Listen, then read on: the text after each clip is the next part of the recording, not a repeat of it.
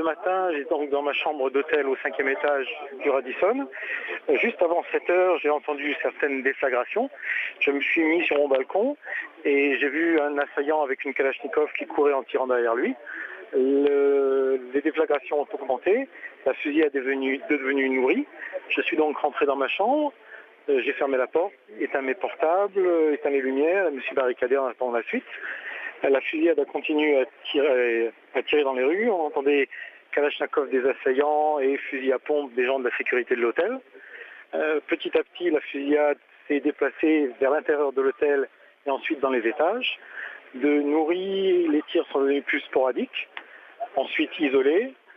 On a entendu un certain moment une explosion et j'ai regardé par la fenêtre vers 8h, 8h30. Les forces anti-émeutes, la brigade anticriminalité malienne, étaient déployées pour fermer les deux accès de la route de l'hôtel. Gilets pare-balles, armes, casques, en progressant dans un véhicule blindé. On voyait en appui certains personnels blancs de la MINUSMA. Et les bruits ont continué dans l'hôtel de façon sporadique.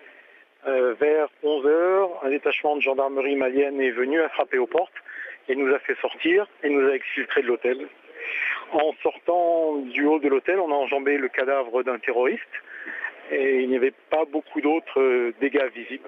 On a été rassemblés hors de l'hôtel et donc depuis 11h, les choses continuent de se dérouler à l'intérieur. On voit parfois des groupes de clients ou des clients isolés qui sortent, sont exfiltrés. Et tout dernièrement, dans les 10 dernières minutes, on a vu des blessés être évacués par les ambulances maliennes et les ambulances des Nations Unies.